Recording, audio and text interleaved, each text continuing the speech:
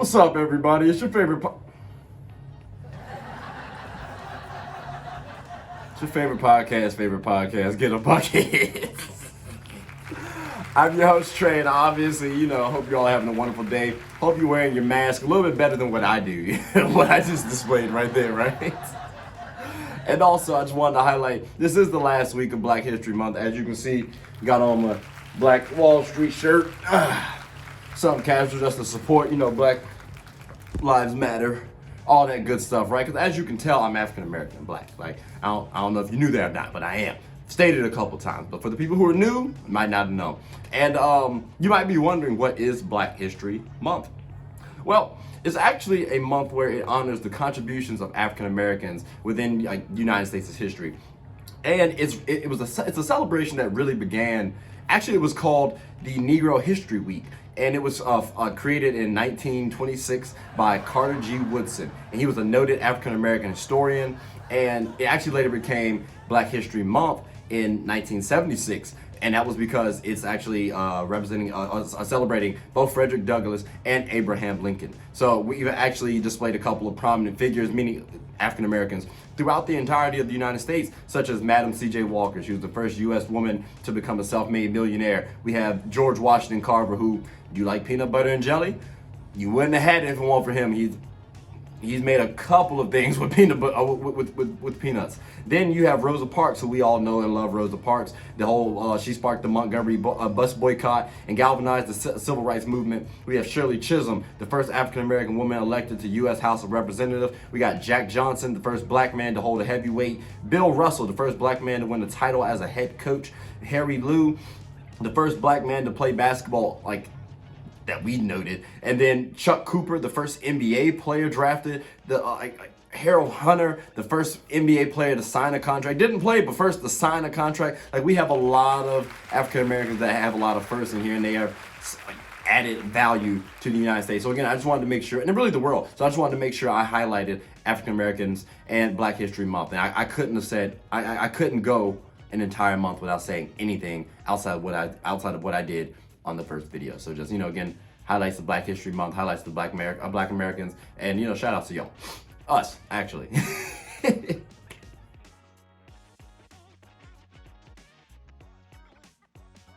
Games of the week, ladies and gentlemen. I hope you all are excited. I am. So let's go ahead and get right on into it. You know what time it is, Monday through Sunday, who I think you should watch. Now, on Monday, we have as follows. The Suns versus the Blazers. Now, this is going to be a possible first-round matchup in the West, thinking 4 and 5 seed. And they display actually a couple of key players. You have D-Book, one of the best scorers. You have CP3, one of the best leaders, against Damian Lillard, one of the best scorers and leaders in the game. Good one to watch. On Tuesday, we have the Celtics versus the Mavs. This is going to be entertaining all around. Expect to see a nice one. Luka and KP versus Tatum and Jaylen Brown. Oh my gosh, fascinating. Both teams are looking a little bit worse than they're expected to. I'd like to see this one actually shape form. I think the Mavericks and Celtics might be looking back for a nice little bounce back. Now, Wednesday, we have the Lakers versus the Jazz, two of the top teams, but most specifically, I want to see if LeBron James can actually will his team like he's done in the past. He's a little bit older now. The Jazz are the best team in the West, record-wise at least. Let's see what happens. This could be the matchup that I actually prefer us going in the playoffs. Now, Thursday, we have the Pelicans versus the Bucks. This one's easy. Zion versus Giannis, two physical freak of natures. And, at some point in time, they can be MVP candidates. So why not get to see this? Then also, Drew Holiday's return to the Pelicans. Looking forward to that. Hopefully he gets a chance to play. Now on Friday, we have the Lakers versus the Blazers and the Pacers versus the Celtics. It's a two-parter. I was torn because you have Dame versus Braun. Straight up. There's no CJ McCollum. There's no Anthony Davis. Who's going to get the job done? Oh, and they're both ranked high in the West. And then on the East side with the Pacers and Celtics, I wanted to see this one because Miles Turner should have been a Celtic.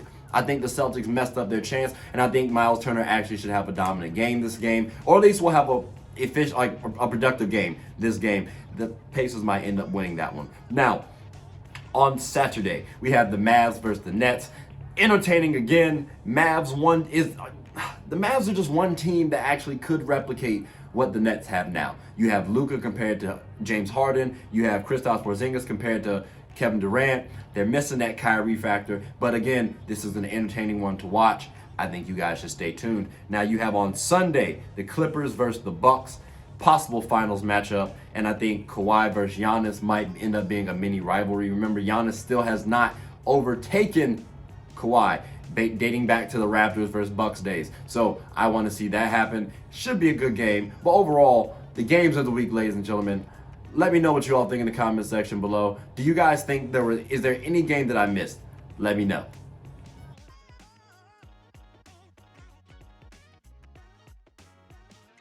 Motivational Monday post, ladies and gentlemen. Let's get right on into it, because I know you guys are wondering who I'm bringing up today. So, as you can see on the screen, we have Dirk Nowitzki, an all-time legend, and it reads as follows: all dreams are crazy until they come true. And I gotta say, that spoke volumes to me. I have big dreams. I want to actually take this to the next level personally, and it seems crazy right now. But again, Dirk probably thought, you know what, making it to the NBA, winning an NBA championship and looking like a dominant force and being an NBA Hall of Famer might have been a crazy dream, but he was able to achieve his dream.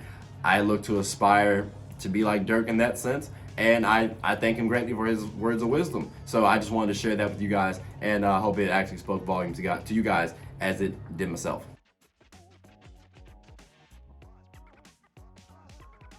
I know you guys are wondering, what am I going to talk to y'all about? We have Mikey Williams versus Emoni Bates. Now, these two players are top high school players, ladies and gentlemen. Like, it makes no sense. Like, they are, like, this is the #1 player in high school as a junior. Okay, like, he's rated the #1 high school player, and he was the same way. He was viewed the same way as a sophomore, and he went up against the #1, I guess, IG rated player in Mikey Williams. Mikey Williams is a top 5 player in his draft class, and he's a sophomore in high school. But on IG, the man has 2.7 million followers. Plus, you know, this was a heavy matchup, big matchup, and I gotta say, I looked at it a little bit. It was pretty stellar, especially because Emoni Bates actually hasn't practiced in about 3 weeks. Okay, comes back, big time game. You got a big time like atmosphere. Even the baby showed up, bro. Like, you know, it's hype when you have someone like the baby coming up to a high school game. All right, these are juniors and sophomores we're talking about.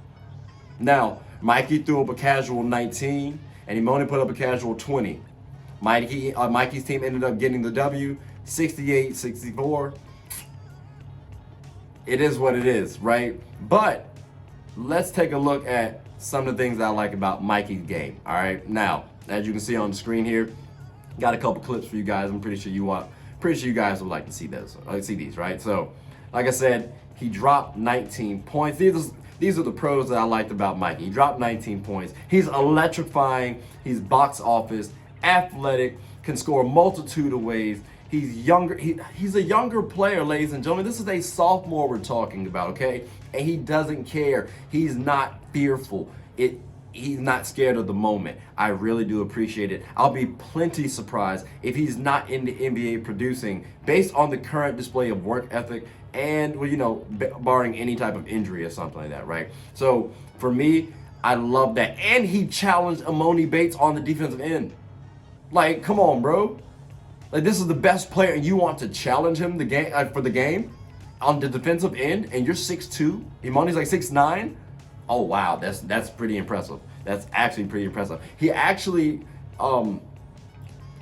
reminds me of Donovan Mitchell. He, meaning Mikey Williams, reminds me of Donovan Mitchell.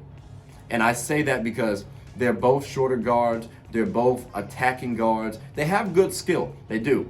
And they can defend pretty well. I love the passion, the leadership that they display, the confidence they exude. I really truly do admire all those attributes from both of these players. And again, they're bigger type guards, athletic. I like the comparison, all right? Now, when we look at Emoni Bates, well, Like I said, he dropped 20 and didn't practice for 3 weeks off of a facial injury.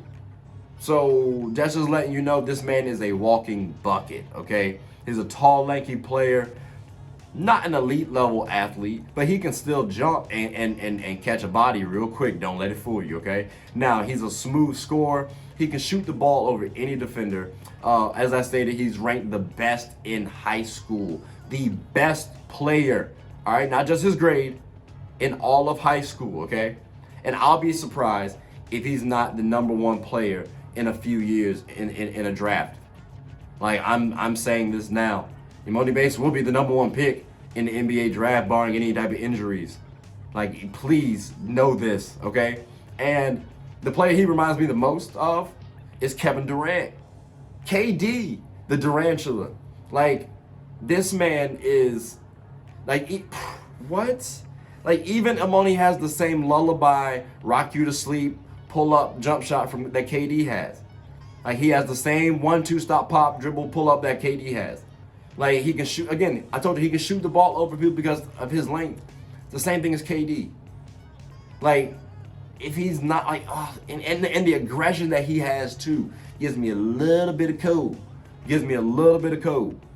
So I'm really high on Emoni Bates. I'm really high on Buddy. Like, I promise y'all, man, like, he's going to be, oh my God, dude, I don't even think you understand. Now, some things I did take away from the game. I can't hype up players the entire time. You have to criticize to make them better, right? Now, I'm not gonna hype them up too much because, you know, I'm not gonna blow smoke up people's tail the entire time, right? You gotta critique, you gotta actually show people, you know what, you can improve here, right? Give them some improvement points. So for me, I think Mikey Williams is actually comfortable as a 2 guard. I mean, he has another point guard in Trey Green. And when I was looking at the game, like, Trey seemed like he controlled the team pretty well. He was getting people involved. If you look actually at the highlights, you would think that Trey Green was the MVP of the game. Like, again, he was running the team pretty well. And I think Mikey is that 2 guard because that's what the team needs. Now, I think Mikey needs to be more of the point guard because he's only 6'2" right now.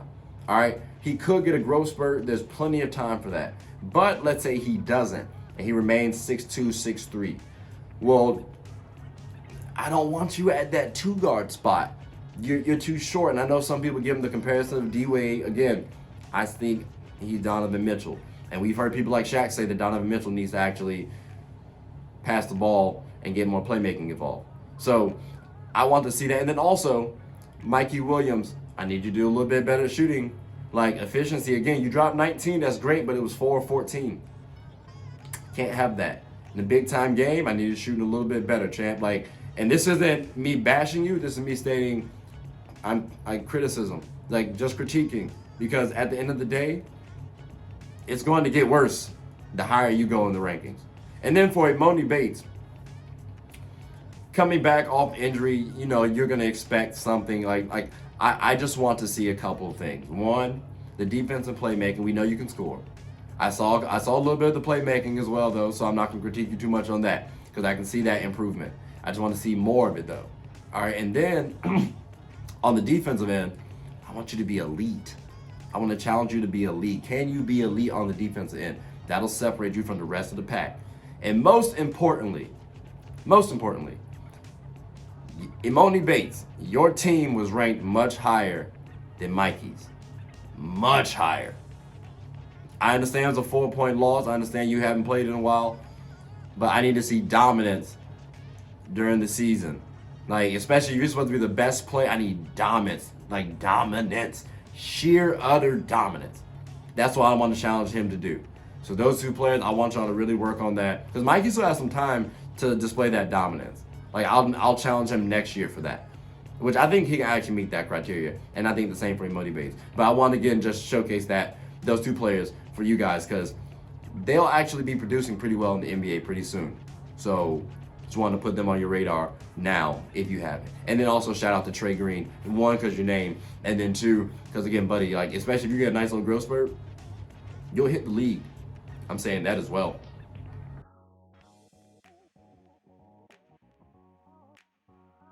All right, so it's Trivia Tuesdays, ladies and gentlemen, and I have a question for you guys. Who dat? Like, you know what time it is. Who dat? So as you can see on the screen, we got right here as follows. This man's son is named Baby Arthur.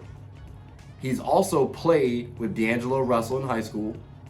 His favorite drink is Shirley Temple, and his career points per game is 25. We round up. Now, as you know, we give you 10 seconds, so I hope you'll be able to guess it, because we're going to start the countdown in now.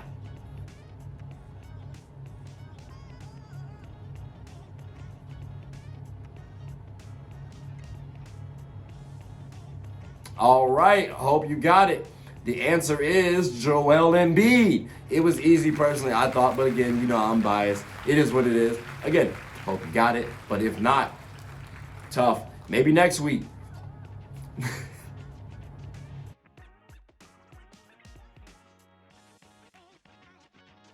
Wacky Wednesdays, ladies and gentlemen. I know everybody is wondering what I was going to do today. I'm going to just keep it basic, all right? I'll just keep it simple. Wacky Wednesdays. This was actually inspired by my cousin, low-key, so shout out to you, Cuzzo, for the plug, because I wanted to bring up Malik Monk and Michael Jordan. That's right, Michael Jeffrey Jordan, the GOAT. Why am I talking about these two players outside of, you know, MJ owning the team that Malik Monk plays on? Well, Malik Monk actually, he made a mistake. I'll say he made a mistake. And as a result, MJ simply hits him in the back of the head. Now, me and my cousin were talking about it. He was like, you know what? That's disrespectful. I was like, you know what? It's not. Like, we saw it a little bit differently. And so we actually had a nice little conversation about it, very brief, but it was still a nice little conversation, and it got me thinking, well, let me look back at this thing, right? And the play happens as follows. You know, Jeremy Lamb hits a three, and I'm sorry, not Devontae Graham. Malik Monk comes onto the court. He thought there was a timeout called. It wasn't. And as a result, they get a technical, meaning the Hornets get a technical called on them, and the Kings actually get to shoot free throws. So when he comes on the court, you're hurting your team's chances of winning the game, and you're hindering the big play that Jeremy Lamb just made. Michael Jordan's like, bro, what did you do that for? And he hits him on the back of the head. Actually gets him twice. And it's like, you know what? You made a boneheaded mistake. Now, is that disrespect? Like, is that disrespect? Is it? Like, did Michael Jordan really sit up there and take Malik Monk's huevos? Like, did he? I don't think so. Because again, he made a mistake, bro. And the type of mistake he did was not even a rookie one. You should know when to come on the court and not. All right. So again, I didn't think it was disrespectful. You even kind of take it as like a sign of endearment. Like it's like a Fresh Prince moment when Uncle Phil slaps Will on the back of the head or something like that. That's how I took it. But it does show. It let me know too, though. Maybe I should look at it a little bit differently. Maybe it would be a sign of disrespect. Who knows? But I just wanted to bring that up to you guys. And I just want to know your thoughts as well. Did you think it's a sign of disrespect, or did you think it was a sign of endearment? Not intent. Did you think it's a sign of respect being slapped in the back of the head? Again, it's one grown man to another at the end of the day.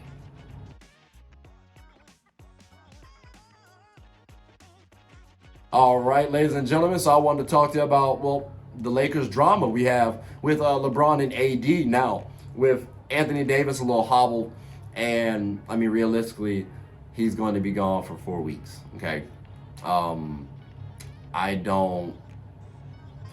I see this going a little bit terribly, and it's only if we play LeBron James a lot of minutes. I've seen that happen before, where we play an older star and we run him down to the ground. Mike D'Antoni did that with Kobe. Like, it happens. And I don't want to necessarily see that happen to Braun. Like, I really don't. Like, just because I don't like the man personally on the court doesn't mean I want to see the man injured and messing up his career. So, what would I rather see? I'm okay with us losing. I'm actually okay with us losing. No, I'm not hating. No, I'm not hating. I'm actually being logical right now. Because if we're the 2 seed, that means we're going to play the Clippers. And if we're the 3 seed, that means we're going to play the Clippers. The Jazz are actually comfortably in front. And they look like, unless an injury occurs, they might maintain that. They have the best teamwork right now in the West, right now. I think the Clippers are the best team. Lakers, we can showcase some stuff easily. Jazz are the best regular season team right now. I'd rather us play the Jazz. Because when we get Anthony Davis back, it's easy. AD's going to exploit Rudy Gobert. So I would rather for us to play the Jazz, which means we don't need Bron getting the MVP award. No, I'm not trying to say, oh, well, you're trying to take him out of the GOAT. No, I'm trying to help his career out. What's more valuable, the MVP award or the championship? Championship, thought so. If you thought MVP, like it's the championship. That's what people come in for. He has enough MVPs. He has enough. You want the chip. So let's not run him ragged. Let's actually prepare the young boys. Let's get some chemistry going on with Schroeder, with Harrell, with Kuzma. You know, let's get them more comfortable in roles that we need to. It's okay if we lose. It's fine. It's not that big of a deal. We have shown that we are a comeback type of team. We've been down big deficits and make it up. I don't like that about us, but we can do that. So let's actually learn how to rely on people outside of LeBron and Anthony Davis. Because once we do that, we don't have to keep making up in the game. Maybe if Bron not feeling too well, AD not feeling too hot, cool, we got other people to take care of it. We got that initiative situated. But that comes with trust, timing, practice. These games, we know we're going to the playoffs. The regular season's practice. It's okay if we lose. So again, we don't need to run Brown ragged. He was averaging like 40 minutes. We need to stop that. Bring him down to like 32, 34. Because remember, he's 36. So bring it down. Get our team involved. In game, please. Like, let's think chess, not checkers. So I hope they're listening. Because let's say we get an injury to Braun, I'm going to post this bad boy up and be like, told you so. Might make that a meme.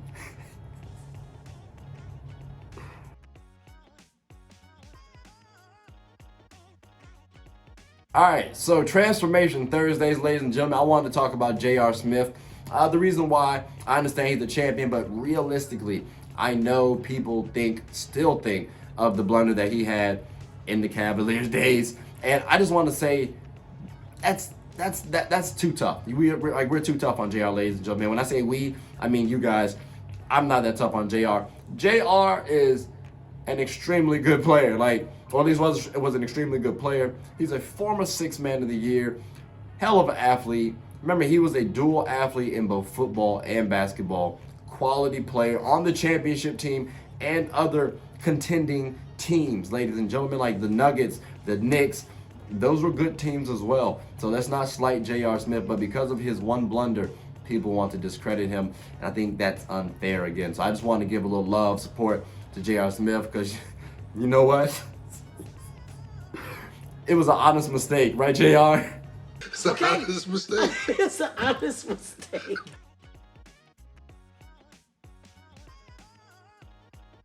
All right, so Fun Fact Friday, ladies and gentlemen, and I'm going to talk to y'all about Larry Bird. Now, did you know that Larry Bird is the only player in NBA history to be the Rookie of the Year, the MVP, the Finals MVP, the All-Star Games MVP, the Coach of the Year, and the Executive of the Year? What that says is this man knows how to win on all levels. On all levels. Like, that is absurd. I don't know how you do that. That means you have the business acumen and you also have the drive, the talent, the fortitude to actually win in the NBA. That's amazing. Like, that's wild. I just wanted to give a quick shout out to Larry Bird. Again, true legend, Hall of Famer. And honestly, you might have to consider him being one. It's tough why he doesn't get compared as the GOAT, or why he doesn't get talked about as the GOAT, man. I get it. Trust me, I get it. It just sucks, bro, because he was a hooper. It sucks when we talk about the GOAT debate, man. That's another story for another day. My fault. I didn't want to get off topic. Fun Fact Fridays.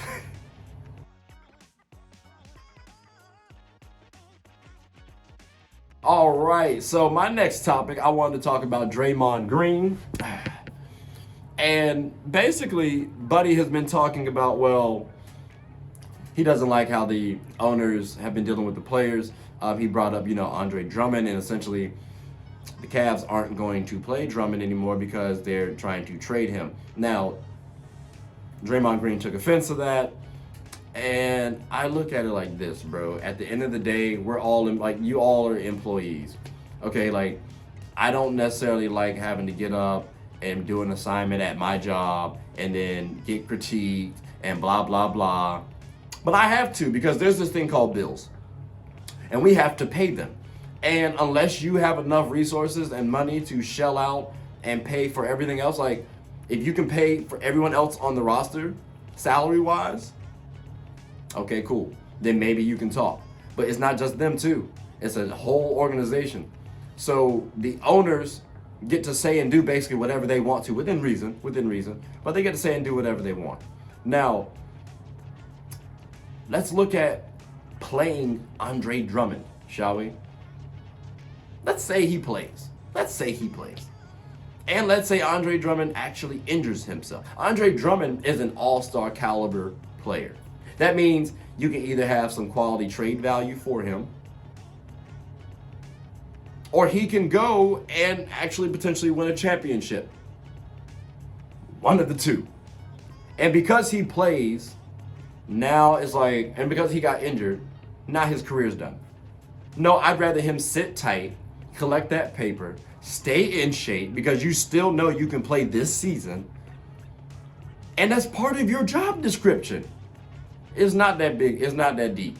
It really ain't. And so I think Draymond is a little bit pushing it. I appreciate you for defending the players. I really truly do. Because I think sometimes players aren't defended as much. But when you also say too, you want there to be some fairness. I feel like you're talking about fairness and whatnot. You want there to be transparency. Okay, I would love transparency in the league. I really would. But you guys aren't going to give that to us. I would love to know where you guys actually want to go or why you want to leave this team. Is it this player? Give me the real instead of giving us the BS answers. But that's not going to happen. You also talking about equality. Okay, let's bring up the Kevin Porter Jr. incident where, long story short, he threw a temper tantrum and food. He was suspended.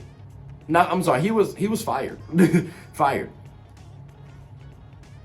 Best case, traded. That was the best case he was going to get.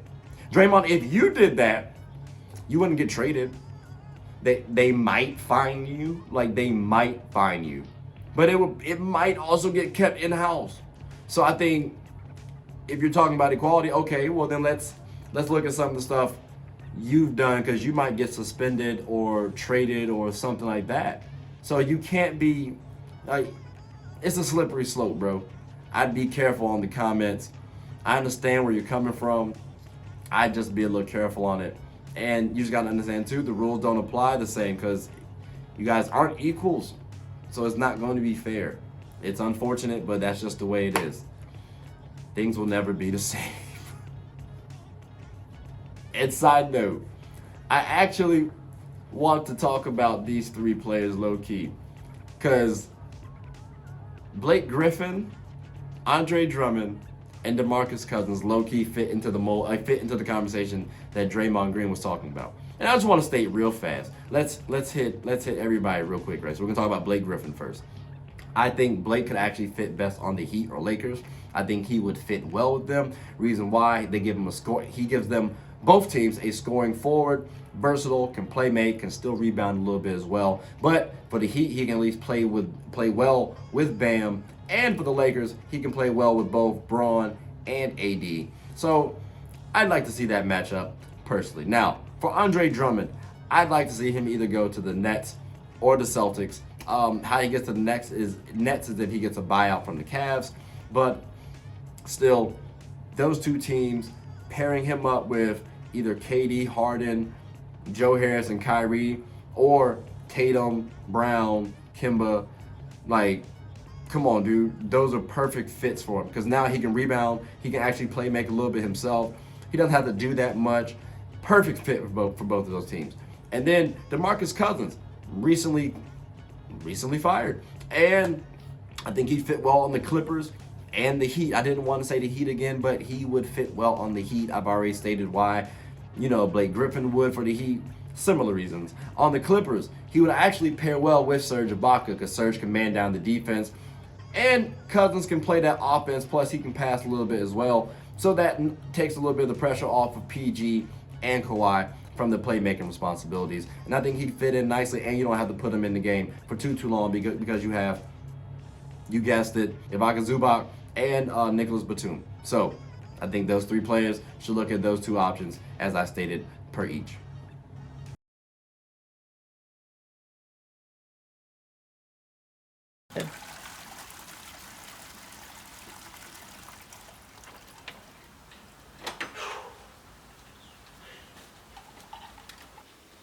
Oh, I did not know you guys were still here. As you can see, we're at the back end of the show. No pun intended, but look, hope you all enjoyed it. And before you go, please subscribe to the YouTube channel, follow the IG account, share the content to anybody who's anybody.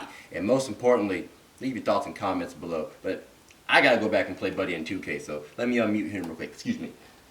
Hey, boss, I'm back. Nah, you better catch this word. You know we get buckets around here, kid.